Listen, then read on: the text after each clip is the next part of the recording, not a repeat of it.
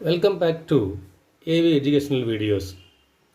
நாம் கடந்த வகுப்பில் 10ஆம் வகுப்பு அறிவியல் இயற்பியல் பகுதியில் 2வது பாடம் அலகு 2 ஒளியியலில் 2 பகுதிகளாக வீடியோ போட்டிருக்கிறோம்.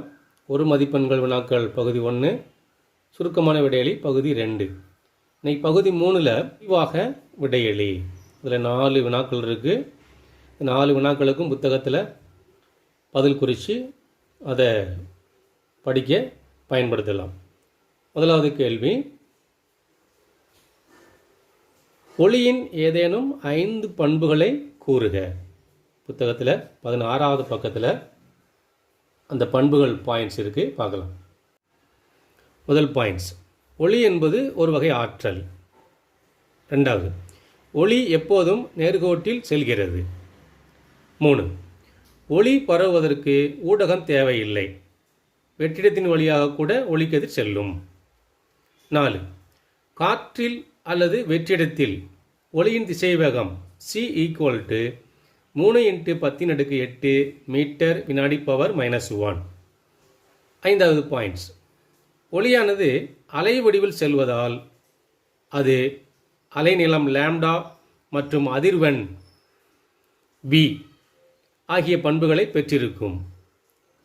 இவை c = v λ என்ற சமன்பாட்டின் மூலம் தொடர்பு படுத்தப்படுகிறது. 6வது பாயிண்ட், ஒளியின் வெவ்வேறு நிறங்கள் வெவ்வேறு அலைநீளங்களையும் அதிர்வெண்களையும் பெற்றிருக்கும்.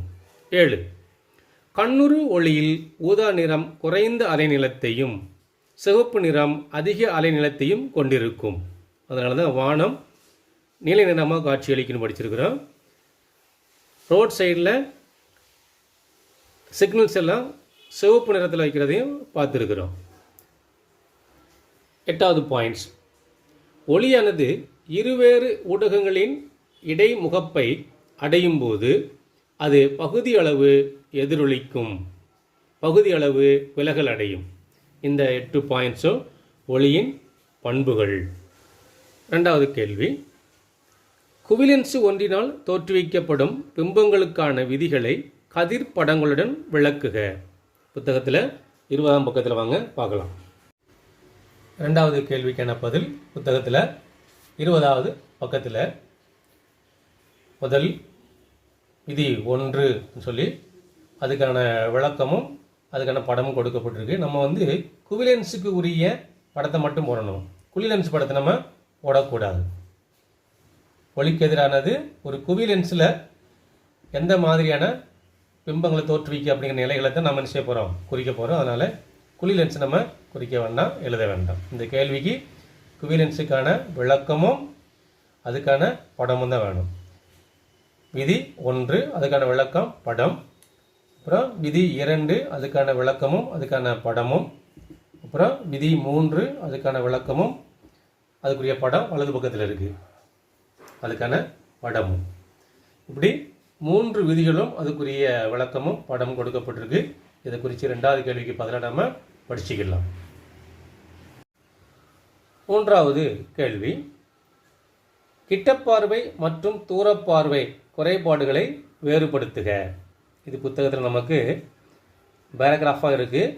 ஆனால் அந்த பேராகிராஃப் பாயிண்ட்ஸ் எல்லாம் 1 by 1 எழுதி அட்டவணையாக டிஃபரன்ஷியேட் பண்ணணும், வேறுபடுத்தி எழுதணும். ஒரு பக்கத்தில் கிட்டப்பார்வை, இன்னொரு பக்கத்தில் தூரப்பார்வை ஹெட்டிங் போட்டு அதை 1 by 1 பாயிண்ட்ஸ்களாக போட்டு நம்ம எழுதணும்.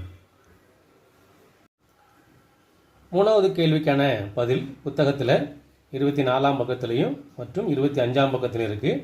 கிட்டப்பார்வை அல்லது மயோபியா அந்த ஹெட்டிங்கில் அதுக்குரிய பாயிண்ட்ஸ் இருக்கும். அதை 1 by 1 வாசிக்கிறேன், கவனிங்க. இதை அட்டவணைப்படுத்தி எழுதிக்கலாம். கிட்டப்பார்வையை மயோபியா என்றும் அழைக்கலாம். இந்த கிட்டப்பார்வை குறைபாடு எப்படி தோன்றுகிறது? விழிக்கோளம் சிறிது நீண்டு விடுவதால் ஏற்படுகிறது. இந்த குறைபாடு உடைய மனிதர்களால் அருகில் உள்ள பொருட்களை தெளிவாக காண முடியும், ஆனால் தொலைவில் உள்ள பொருட்களை காண முடியாது. விழிலென்ஸின் குவிய தூரம் குறைவதாலும் விழிலென்ஸிற்கும் விழித்திரைக்கும் இடையே உள்ள தொலைவு அதிகரிப்பதாலும் இந்த குறைபாடு ஏற்படுகிறது. இதனால் கண்ணின் சேய்மை புள்ளியானது ஈரிலா தொலைவில் அமையாமல் கண்ணின் அண்மை புள்ளியை நோக்கி நகர்ந்து விடுகிறது. இதனால் தொலைவில் உள்ள பொருட்களின் பிம்பங்கள் விழித்திரைக்கு முன்பாகவே உருவாக்கப்படுகிறது. இதை எப்படி சரி செய்யலாம்? தகுந்த குவிய தொலைவு கொண்ட குழி லென்ஸை பயன்படுத்துவதன் மூலம் இந்த குறைபாட்டை சரி செய்யலாம். பயன்படுத்தப்பட வேண்டிய குழி லென்ஸின் குவிய தொலைவை பின்வருமாறு கண்டறியலாம். அதுக்கான குறைபாடுடைய கண்ணு, நிவர்த்தி செய்யப்பட்ட கண்ணு, அந்த படமும் நமக்கு கொடுக்கப்பட்டிருக்கு. ஸோ இதுவரைக்கும் அந்த 3வது கேள்விக்கு கிட்டப்பார்வை குறைபாடுடைய கண்ணு, அதுக்குரிய பாயிண்ட்ஸ். அதே மாதிரி தூரப்பார்வையுடைய கண்ணு, அதுக்கான விளக்கம், அதனுடைய பாயிண்ட்ஸை பார்க்கலாம். தூரப்பார்வையை ஹைப்பர் மெட்ரோபியா என்று அழைக்கலாம். இது தூரப்பார்வை குறைபாடுடைய கண்ணு, அதை நிவர்த்தி செய்யப்பட்ட கண்ணு படம். இந்த 2 படத்தையும் நம்ம வரைஞ்சி பழகிக்கணும். அந்த கிட்ட பார்வைக்கு மாதிரி இதுக்கும் பாயிண்ட்ஸ் இருக்குது. தூரப்பார்வை என்று அழைக்கப்படும் ஹைப்பர் மெட்ரோபியா குறைபாடானது விழிக்கோளம் சுருங்குவதால் ஏற்படுகிறது. இந்த குறைபாடு உடைய மனிதர்களால் தொலைவில் உள்ள பொருட்களை தெளிவாக காண முடியும், ஆனால் அருகில் உள்ள பொருட்களை காண முடியாது. விழி லென்ஸின் குவிய தொலைவை அதிகரிப்பதாலும் விழி லென்ஸுக்கும் விழித்திரைக்கும் இடையே உள்ள தொலைவு குறைவதாலும் இந்த குறைபாடு ஏற்படுகிறது. இதனால் அண்மை புள்ளியானது 25 சென்டிமீட்டர் என்ற தொலைவில் அமையாமல் சேய்மை புள்ளியை நோக்கி நகர்ந்து விடுகிறது. எனவே அருகில் உள்ள பொருட்களின் பிம்பங்கள் விழித்திரைக்கு அப்பால், அதாவது விழித்திரைக்கு பின்னாடி, திரைக்கு பின்னாடி உருவாக்கப்படுகிறது. தகுந்த குவிய தொலைவு கொண்ட குவிலென்ஸை பயன்படுத்துவதன் மூலம் இந்த குறைபாட்டை சரி செய்யலாம். கிட்ட பார்வை குறைபாட்டுக்கு குழி லென்ஸு, தூரப்பார்வை குறைபாட்டுக்கு குவிலென்ஸ். இந்த குறைபாட்டை சரி செய்யலாம். அது வரைக்கும் குறித்து இந்த 3வது கேள்விக்கான பாயிண்ட்ஸை அட்டவணைப்படுத்தி எழுதினீங்கன்னா ரொம்ப ஈஸியாக இருக்கும்.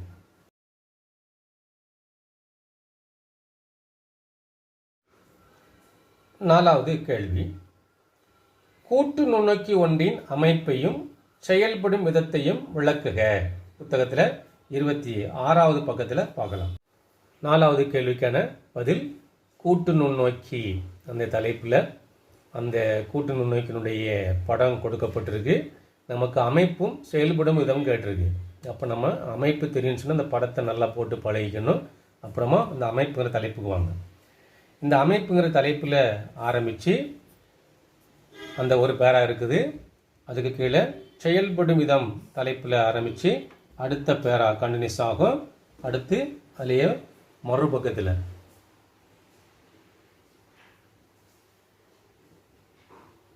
எளிய நுண்ணோக்கியின் உருப்பெருக்கு திறனை காட்டிலும் கூட்டு நுண்ணோக்கின் உருப்பெருக்கம் 50 முதல் 200 மடங்கு வரை அதிகமாக இருக்கும்.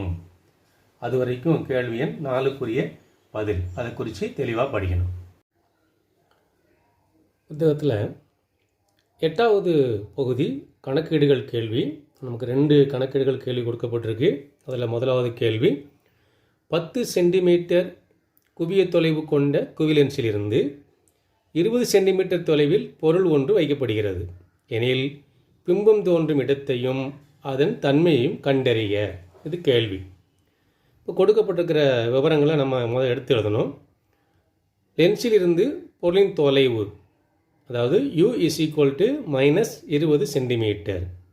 கணக்கில் 20 சென்டிமீட்டர் தான் கொடுத்துருக்கு. ஆனால் இங்கே மைனஸ் ஏன் போட்டிருக்குன்னா, லென்ஸில் இருந்து இடது பக்கம் பொருள் வைக்கப்பட்டதுன்னு சொன்னால் மரபு குறியீட்டுப்படி அந்த மதிப்பு எதிர் மதிப்பாக மாறிடும். ஸோ 20 என்பது -20 சென்டிமீட்டராக மாறிடும். குவிலென்ஸின் குவிய தூரம் f is equal to 10 centimetre. ரெண்டுமே கணக்கில் கொடுக்கப்பட்டிருக்கு. இப்போ நம்ம அந்த மதிப்பை கண்டறியணும். தீர்வு பார்க்குறோம். பொருளானது லென்ஸின் இடது பக்கத்தில் வைக்கப்படும் பொழுது குவிய தூரம் f is equal to 10 centimetre, பொருள் உள்ள தொலைவு u is equal to -20 centimetre. ஆடி சமன்பாடு இருக்குது. 1/f is equal to 1/v minus 1/u.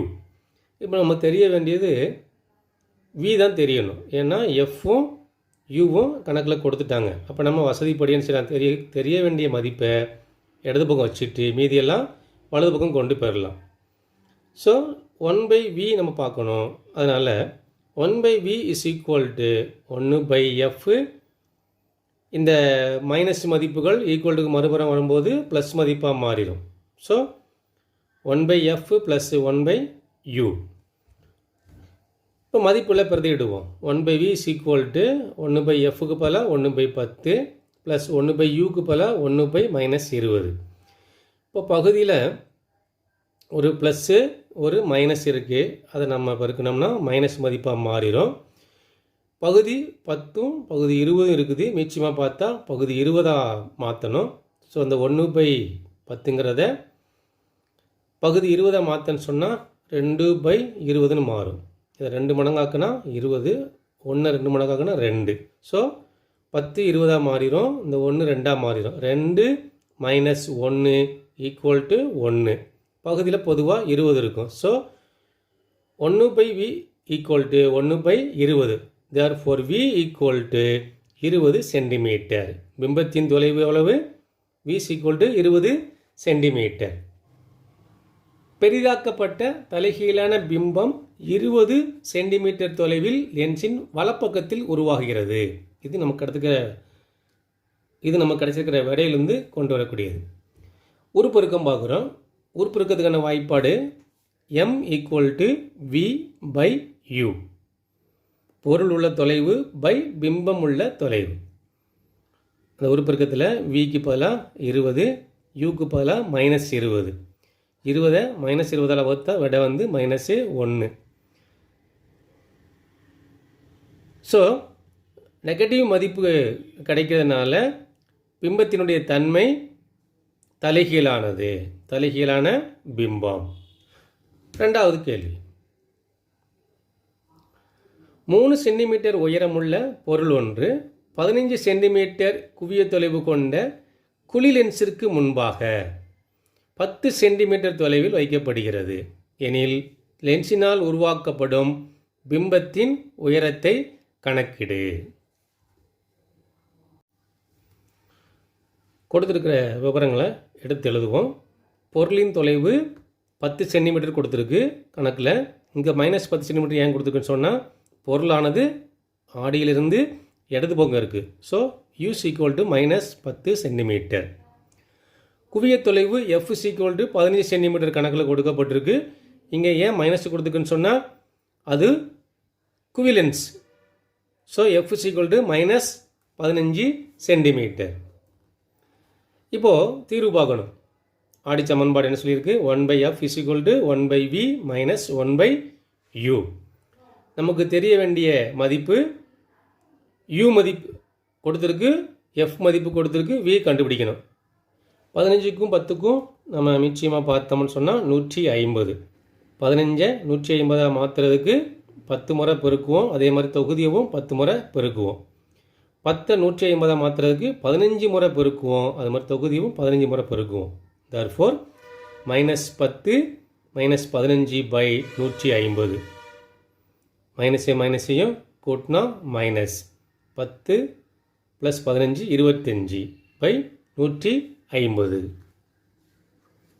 Therefore v equal to 150/-25.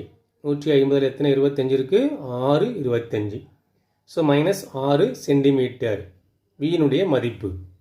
இப்போ உருப்பெருக்கத்தினுடைய வாய்ப்பாடு போடுவோம். உருப்பெருக்கம் m ஈக்குவல் டு பிம்பத்தின் தொலைவு பை பொருளின் தொலைவு. So v/u. வியின் மதிப்பு கண்டுபிடிச்சிருக்கிறோம் -6. யூவின் மதிப்பு கணக்கில் கொடுத்துருக்கு 10. 6 10ஆல் வகுத்தோம்னா 0.6 0.6. So m is equal to பிம்பத்தினுடைய உயரம் பை பொருளின் உயரம். பிம்பத்தின் அளவு h1 equal to 1.8 centimetre. So இந்த 2 கணக்கீடுகளை இது மாதிரி செய்து நீங்கள் படிச்சீங்கன்னா உங்களுக்கு எளிமையாக இருக்கும். நன்றி, வணக்கம்.